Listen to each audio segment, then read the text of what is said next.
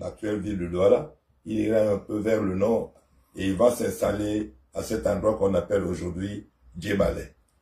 Et Kakanga, ou alors Djongo, lui, il va monter vers l'intérieur parce qu'ils avaient constaté qu'il y avait des pots de bananiers qui venaient, qui descendaient vers l'estuaire. Ils se sont rendus compte qu'il y avait des gens qui habitaient en amont. Et lui, il est allé jusqu'à la région qu'on appelle aujourd'hui Bonanjo, laissant Ewale dans l'estuaire. Ewale, dans cette position dans l'estuaire, va finalement être celui qui est en contact avec les Blancs. Et du fait que ses frères, quand ils allaient chez lui, ils savaient que Ewale est dans l'estuaire, qu'on appelle en langue douala Dou. Il disait, je vais à l'embouchure de Ewale. En douala, on dit Namala ou Doulewale. De Doulewale, il y a eu une contraction, une allitération phonétique, et c'est devenu Douala. Donc quand on parle de Ewale, c'est Ewale qui a le nom qui a été transformé pour devenir Douala. Bon, alors, quand on dit aujourd'hui les Douala, ça veut dire l'ensemble de la population qui descend de ces trois frères ou bien de ces trois collatéraux que sont Ewale, son frère, et Kakanga, et leur oncle Malambongo, les Djebale. C'est donc grosso modo les Douala. Il va s'avérer qu'avec le temps, c'est Ewale qui était le leader.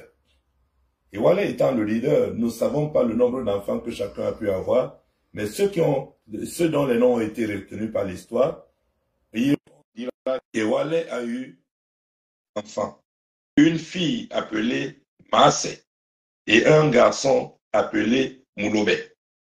Chacun des trois fondateurs de la ville avait sa famille. Et le fait que Ewale ait été, en fait de compte, le chef du clan ne faisait pas plaisir à son neveu, le fils de son frère Ikakanga, qu'on appelait Mapokama Ikakanga. Mapoka a donc pensé que, en ayant une relation incestueuse avec sa cousine Massé, ça allait lui donner l'occasion de récupérer le pouvoir que son oncle vers lui avait arraché à son père. De cette relation entre Massé Mewale et son cousin Mapokama et Kakanga est né le premier petit-fils de Wale qu'on a appelé Njo, le Bonanjo.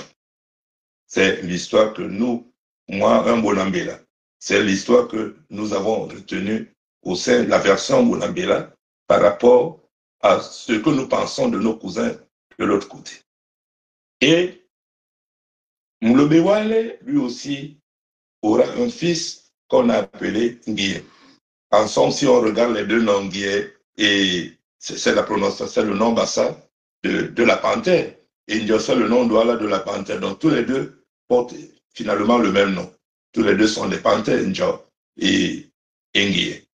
Alors, il va donc se trouver que Moulobewale étant mort, et la succession chez les Sawa, et particulièrement chez les Douala, étant de père en fils, celui qui va succéder à Nguye était, à Moulobewale, était son fils Ngiyamlobe. Ngiyamlobe ayant succédé à son père, son cousin qui était son aîné, cela ne lui plut pas.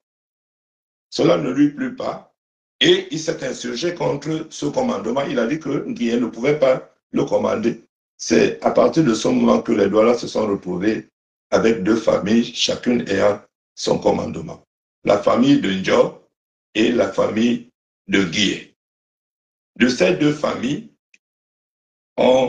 Nguye avait pour fils Moutia Nguye, le Bonamouti, et Kwana Nguye, les deux étant des enfants issus d'une même mère, pendant que les autres, la deuxième femme a pour fils Mapokama Nguye, la deuxième femme, c'est-à-dire Nyakambenda, les deux enfants, enfin les deux femmes de Ngiyamlobe il y avait Matekamo, Mateke, dont les fils sont Moutianguie et Kwananguie.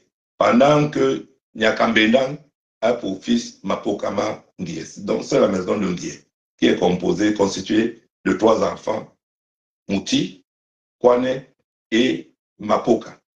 De l'autre côté, Shenjo, il y a son fils Makongo, Makongo Manjo, dont les enfants sont Nganga Makongo qui aura Dumalangane et Dola Makongo Mangane.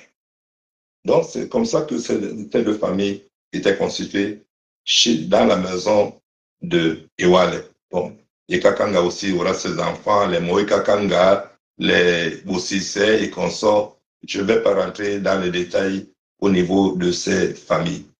Donc aujourd'hui, si nous devons voir la toponymie de la ville de Douala, où il y a d'un côté les Bonambela et de l'autre côté les Bonanjo, il faut savoir que toutes les populations qui sont Bonapizo, Bonadumbe, Bonadouma, Bonamandone qu'on appelle Bali, et ce sont les Bonanjo de la rive gauche.